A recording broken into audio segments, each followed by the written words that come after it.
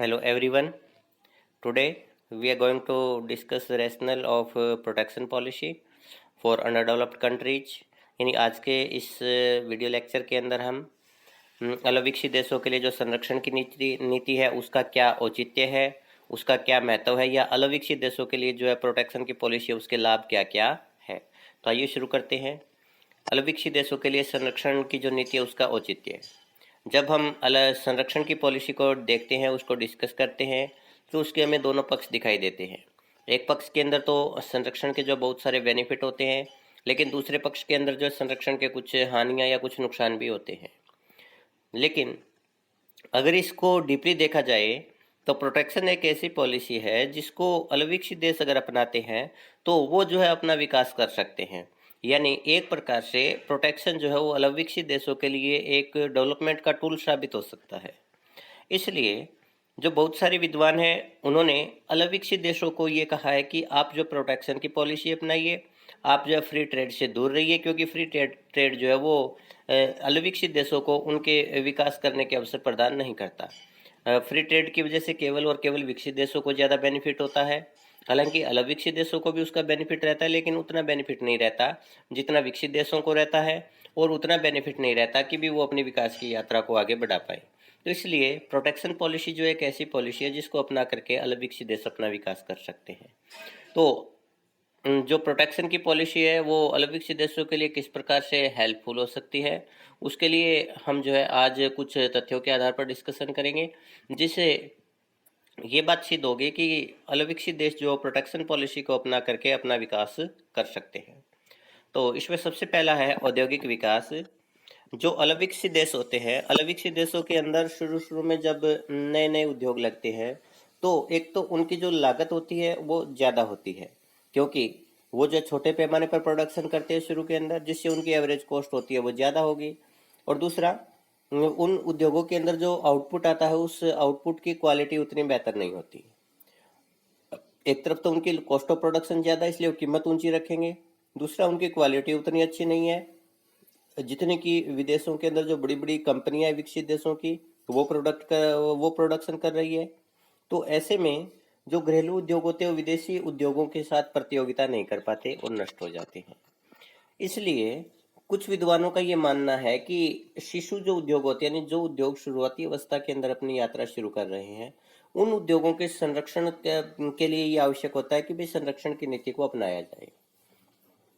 इससे जो अल्पविकसित देश है, अल्पविकसित देशों के अंदर उद्योगों को पनपने का, उनको विकसित होने का मौका मिलेगा, क्योंकि एक बार वो कमजोर है, जब तक वो मजबूत होते हैं, विदेशी प्रतियोगिता का सामना करने योग्य होते हैं, तब तक उनको जब प्रोटेक्ट करना आवश्यक है। लेकिन ये जो संरक्षण है ये आंशिक होना चाहिए। आंशिक का मतलब ये होता है कि केवल कुछ गिने चुने उद्योगों के अंदर प्रोटेक्शन प्रदान करना चाहिए। पूर्ण प्रोटेक्शन के अंदर सभी उद्योगों को प्रोटेक्शन प्रदान किया जाता है, तो ऐसा नहीं होना चाहिए। केवल जो बहुत ही आवश्यक होते हैं जिनको प्रोटेक्शन के करना, उन्हीं जो को जो है वो प्रोटेक्ट करना चाहिए, उन्हीं उद्योगों को जो है संरक्षण प्रदान करना चाहिए। तो जब एक अल्पविकसित देश प्रोटेक्शन की पॉलिसी को अपनाता है अपने औद्योगिक विकास के लिए, तो उसे कुछ बातों को ध्यान रखना चाहिए। पहला, उसके अंदर ये ध्यान रखना चाहिए कि आधारभूत उद्योगों को संरक्षण देना चाहिए, क्योंकि आधारभूत उद्योग जो है वो एक मजबूत ढांचा होता है जिस ढांचे के ऊपर एक देश का औद्योगिक विकास निर्भर करता है। अगर एक देश के अंदर आधारभूत ढांचा विकसित हो गया तो उसके बाद में औद्योगिक विकास जो है अपने आप शुरू हो जाता है। तो शुरू के अंदर जो है वो आधारभूत उद्योगों को जो प्रोटेक्शन प्रदान करना बहुत ही आवश्यक होता है। दूसरा, संरक्षण केवल उन्हीं उद्योगों को देना चाहिए जिन उद्योगों के विकास के लिए देश के पास में पर्याप्त मात्रा में धन उपलब्ध है। अब मान लीजिए कि भी एक उद्योग को जो प्रोटेक्शन दिया गया, प्रोटेक्शन देने के लिए विदेशों से जो आयात था उसको कम कर दिया गया, उसको रोक दिया गया, लेकिन उद्योग के विकास के लिए पर्याप्त मात्रा में धन नहीं था, तो ना तो देश में उद्योग का विकास हो पाया, तो वहां भी प्रोडक्शन नहीं हुआ। बाहर से हमने प्रोडक्शन को लाना बंद कर दिया है, तो देश के अंदर उस वस्तु की जो है कमी हो जाएगी। तो इस स्थिति से बचने के लिए ही आवश्यक होता है कि देश को सोच समझ करके केवल उन्हीं उद्योगों को प्रोटेक्ट करना चाहिए जिन उद्योगों के अंदर लगाने के लिए धन पर्याप्त मात्रा में देश में उपलब्ध होता है। नेक्स्ट है कि संरक्षण केवल उन्हीं उद्योगों को देना चाहिए जो बिना प्रोटेक्शन के विकसित नहीं हो सकते।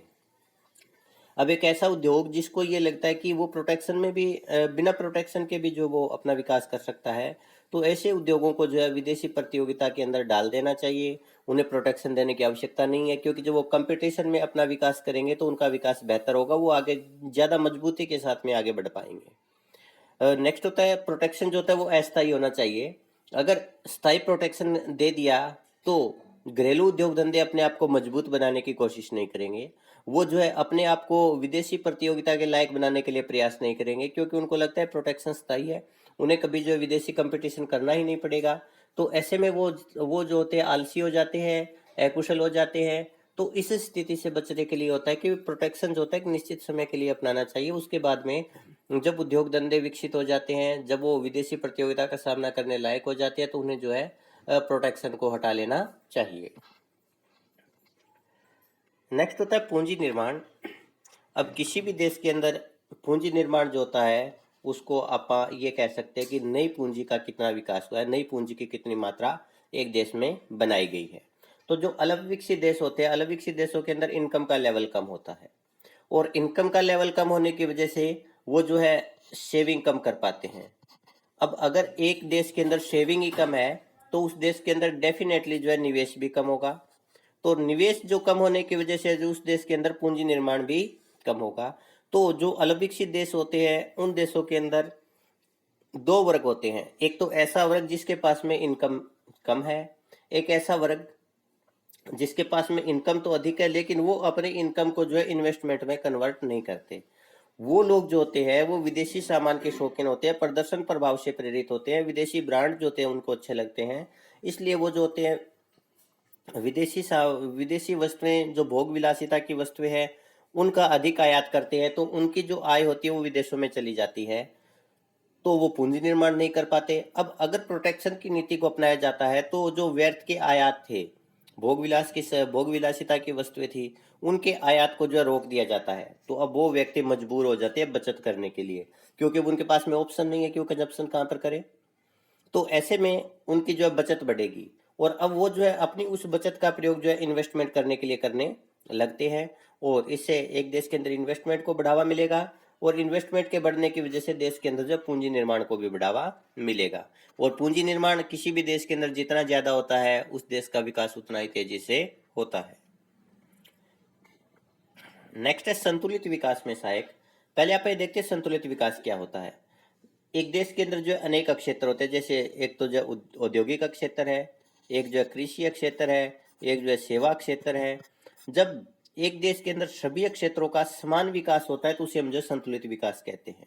लेकिन अगर इन क्षेत्रों का विकास अलग अलग होता है, जैसे हो सकता है कृषि क्षेत्र ज्यादा विकसित हो गया हो, उद्योग क्षेत्र और जो सेवा क्षेत्र है वो पिछड़ गया हो सकता है औद्योगिक क्षेत्र और सेवा क्षेत्र का विकास ज्यादा हुआ हो और कृषि क्षेत्र पिछड़ गया हो। तो जो अलग विकसित देश होते हैं उन अलग विकसित देशों के अंदर ज्यादातर जो होते हैं कृषि प्रधान देश होते हैं, और उनके अंदर जो विकास भी इसी क्षेत्र का होता है। तो ऐसे में जो औद्योगिक क्षेत्र होता है वहां पर पिछड़ा हुआ होता है, और एक क्षेत्र विकसित है जो कि एग्रीकल्चर क्षेत्र है, हालांकि पूरी तरह से विकसित वो भी नहीं है, लेकिन अगर आप तुलनात्मक रूप से देखें उद्योग के मुकाबले जो है एग्रीकल्चर क्षेत्र ज्यादा विकसित होता है। तो उसके कारण जो है असंतुलन पैदा हो जाता है औद्योगिक क्षेत्र और कृषि क्षेत्र से। तो इनमें असंतुलन होता है। अब यदि संरक्षण को नहीं अपनाया जाता है तो उस देश के अंदर औद्योगिक वस्तुओं का तो आयात होता रहेगा और औद्योगिक क्षेत्र लगातार पिछड़ा रहेगा। और अगर थोड़े बहुत उद्योग कोई लगाने की कोशिश भी करता है तो वो उद्योग विदेशी प्रतियोगिता का सामना नहीं कर पाते और वो जो है नष्ट हो जाते हैं। तो ऐसे में इन अलग विकसित देशों के अंदर उद्योगों का विकास करने के लिए ये आवश्यक होता है कि वो संरक्षण को अपनाएं। और जब एक बार वो प्रोटेक्शन की पॉलिसी को अपनाते हैं तो पहले जिन वस्तुओं को वो आयात कर रहे थे अब उन्हीं वस्तुओं के उद्योग खुद के देश में लगने लगेंगे, और खुद के देश के अंदर अगर उद्योग लगने लगेंगे तो औद्योगिक क्षेत्र है वो भी जो कृषि क्षेत्र के बराबर विकसित हो जाएगा। तो इससे जो इस बात की पूरी संभावना है कि एक देश के अंदर संतुलित विकास हो सकता है। नेक्स्ट है व्यवहारिक राजनीतिक दृष्टिकोण से आवश्यक है। आज अलग विकसित देश जो वो ज्यादातर दूसरे देशों पर निर्भर है, उन्होंने दूसरे देशों से लोन ले रखे हैं, वो दूसरे देशों के कर्जदार है, वो अपने बहुत सारी आवश्यकताओं की पूर्ति के लिए दूसरे देशों के ऊपर निर्भर है। तो इसके कारण जो अलग विकसित देश है उनके सामने एक ये चुनौती है कि वो किस प्रकार से अपनी राजनीतिक और आर्थिक जो है स्वतंत्रता को बनाए रखें। क्योंकि जब एक देश दूसरे देश के ऊपर निर्भर हो जाता है तो उसके राजनीतिक जो व्यवस्था होती है उसमें भी दखल देना शुरू कर देता है। वो उसकी आर्थिक नीतियां होती है उनके अंदर भी जो है अपना प्रभाव छोड़ना शुरू कर देता है। तो अगर एक देश को अपनी आर्थिक राजनीतिक स्वतंत्रता को बनाए रखना है तो उसके लिए आवश्यक होता है कि देश आत्मनिर्भर हो, देश के अंदर पूर्ण रोजगार हो, देश के अंदर जो सुरक्षा की कोई दिक्कत ना हो, सुरक्षा के दृष्टिकोण से देश पूरा मजबूत हो और देश के अंदर उद्योगों का विविधीकरण हो। विविधीकरण का मतलब है अनेक प्रकार की वस्तुओं के जो है उद्योग लगने चाहिए।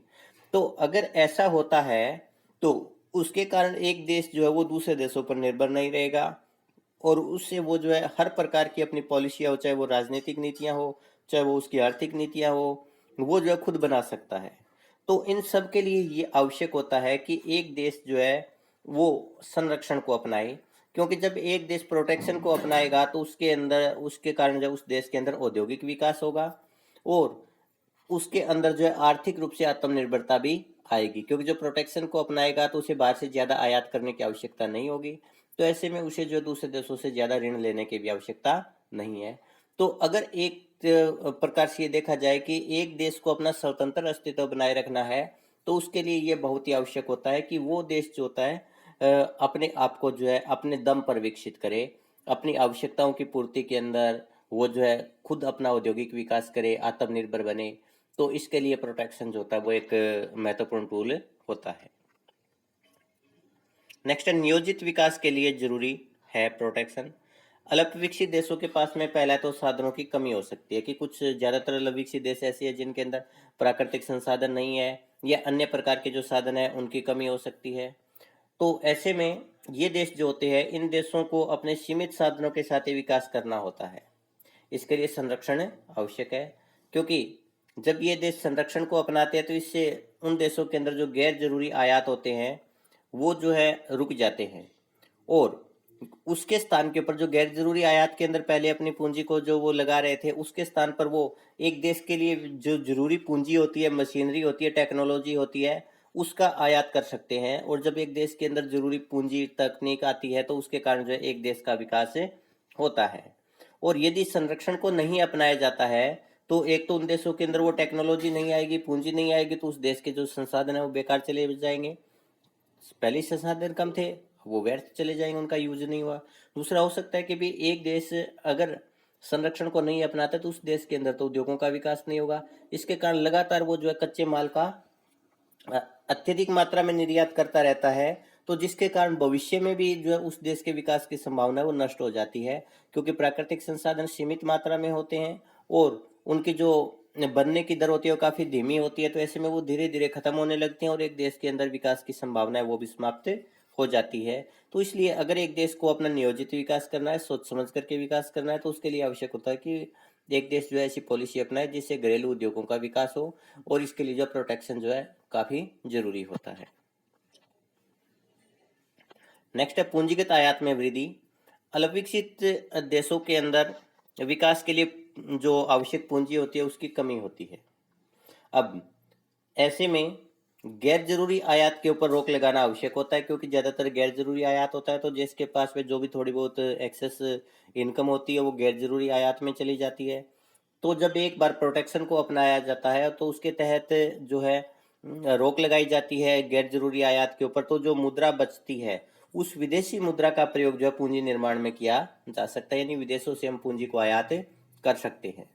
दूसरी ओर मुंडेल का ये मानना है कि पूंजी पर आयात कर लगाने से, पहला तो हम यहाँ पर वस्तुओं की बात कर रहे हैं, अब मुंडेल ये कहते हैं कि अगर आप विदेशों से पूंजी भी ना मंगवाते हो उसके ऊपर भी आप अगर आप रोक लगा देते हो तो उसके कारण एक देश के अंदर पूंजी की कमी होगी और जब एक देश के अंदर पूंजी की कमी होगी तो उसके कारण पूंजी की जो मार्जिनल प्रोडक्टिविटी है, सीमांत उत्पादकता है, वो बढ़ेगी और पूंजी की सीमांत उत्पादकता बढ़ने के कारण जो है उस देश के अंदर आय में वृद्धि होगी और जब एक बार आय बढ़ गई तो फिर उस अधिक आय का प्रयोग बाद में जो है विदेशों से पूंजी आयात करने के लिए किया जा सकता है।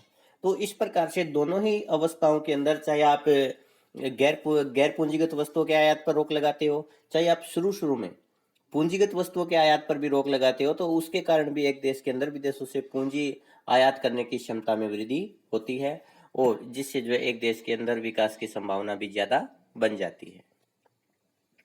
नेक्स्ट है व्यापार शर्तें अनुकूल करने के लिए जरूरी है।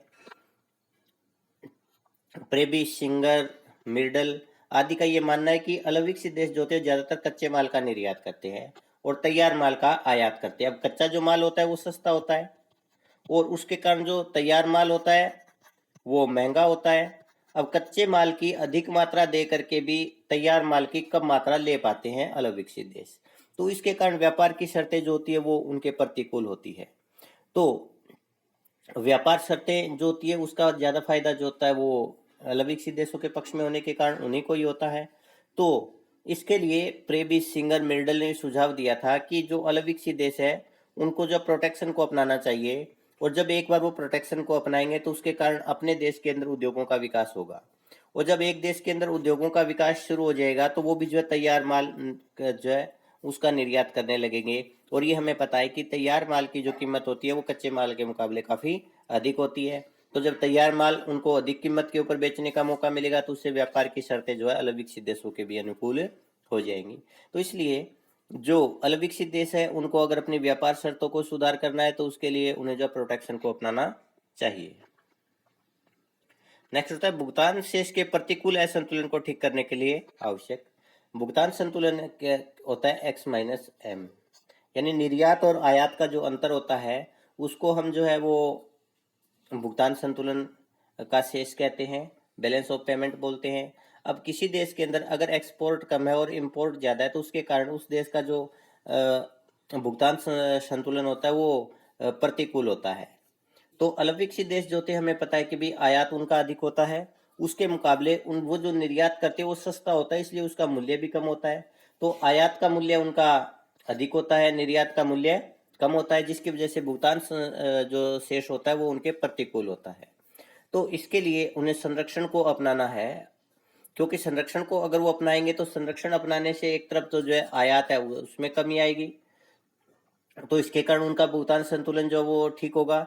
इसके साथ साथ अगर उनको तेजी से अपने भुगतान संतुलन को ठीक असंतुलन को ठीक करना है तो उसके लिए जो है उनको ऐसी नीति अपनानी चाहिए जिससे कि एक तरफ आयात कम हो रहा है तो दूसरी तरफ उनका जो निर्यात भी साथ साथ में बढ़ते रहना चाहिए, जिसके कारण उनका जो भुगतान शेष है वो जल्दी संतुलन में आ जाएगा और जल्दी जो है अनुकूल हो जाएगा। तो इस प्रकार से प्रोटेक्शन की जो पॉलिसी होती है वो अलग विकसित देशों को अपने बैलेंस ऑफ पेमेंट को ठीक करने में भी मदद करती है। नेक्स्ट है आत्मनिर्भर बनने के लिए आवश्यक है। जब एक देश संरक्षण को अपनाता है तो उसके कारण उस देश के अंदर ही जो है अनेक प्रकार की वस्तुओं का निर्माण होने लगता है, क्योंकि बहुत सारे उद्योग धंधे जो है उस खुद के देश के अंदर पनपने लगते हैं। तो जिसके कारण वो देश जो होता है आत्मनिर्भर बन जाता है, और इसके कारण जो है एक देश जो है स्वाभिमान के साथ अपने आप को जो है आगे बढ़ा सकता है, क्योंकि अगर पर निर्भर है, दूसरों पर निर्भर है, तो उसके कारण जो है एक देश स्वाभिमान के साथ अपने निर्णय नहीं ले सकता।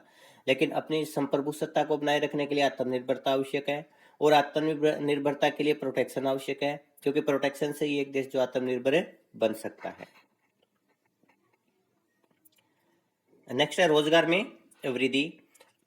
अल्पविकसित देशों के अंदर जो जनसंख्या काफी ज्यादा होती है, तो एक तरफ तो उनके अंदर जो है सप्लाई ऑफ लेबर काफी अधिक है, लेकिन दूसरी तरफ जो उन देशों के अंदर जो है रोजगार के उतने अवसर नहीं होते, क्योंकि वहां पर जो ज्यादातर एग्रीकल्चर सेक्टर जो होता है वो बड़े पैमाने पर फैला होता है, लेकिन एग्रीकल्चर सेक्टर के अंदर जो छिपी बेरोजगारी होती है उसके अंदर मौसमी बेरोजगारी होती है।